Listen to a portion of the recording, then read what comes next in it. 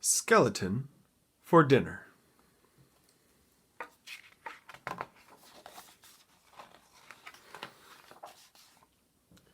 One day, Big Witch and Little Witch decided to brew a stew.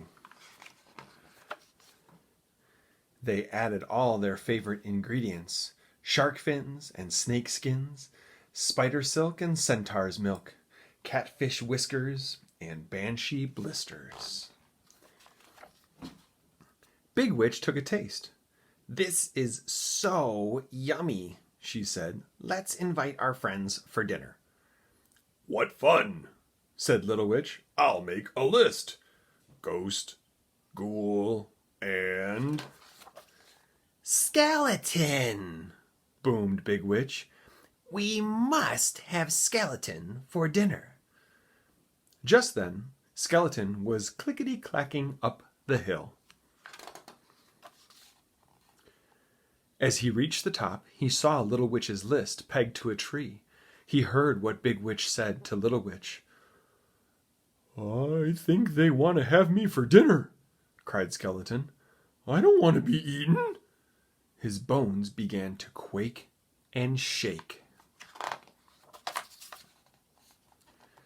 Before the witches saw him, he rat-a-bat-tatted down the hill.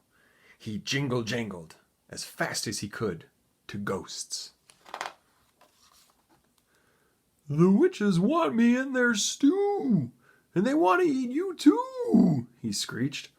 "Oh no," wailed Ghost as she floated after Skeleton.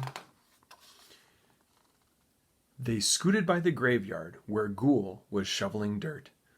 "Where are you going in such a hurry?" he asked. "The witches want us in their stew, and they want to eat you too," said Skeleton. "Yikes!" shouted Ghoul. "Let's go hide!" And he dashed after the others. Back on the hill, Little Witch said, "I'm off to invite our friends for dinner." And away she flew on her broomstick. But when she got to Skeleton's, he was nowhere to be seen. "Maybe he's at Ghost's," thought Little Witch.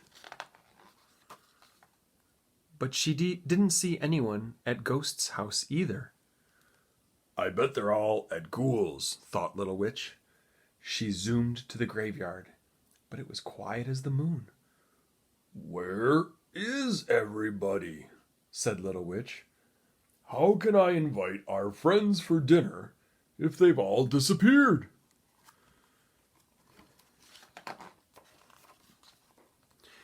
She flew back to the top of the hill.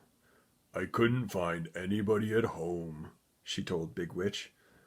"I guess we'll have to eat our stew by ourselves, and I was really looking forward to our party." She took down the sign and began to cry. Crow flew down and picked it up. "I think I know what's wrong," he cawed, and off he flew, flapping his wings. He went to Skeleton's. No Skeleton.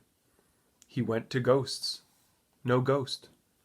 He went to Ghoul's. No Ghoul. And then he saw footprints leading into the woods.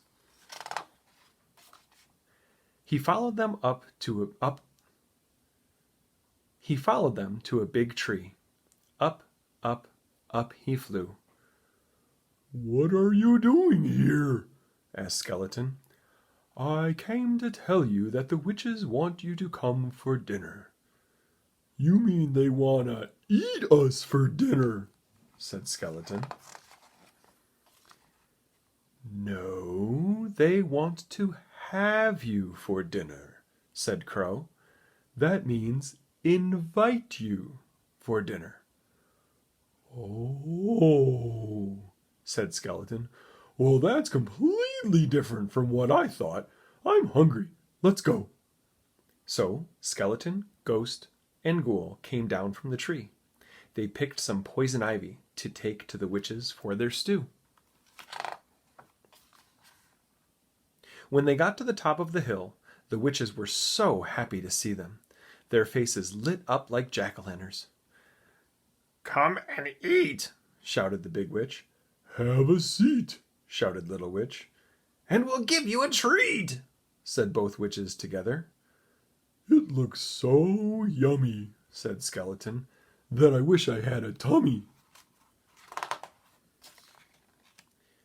And they all had fun eating the witch's stew together.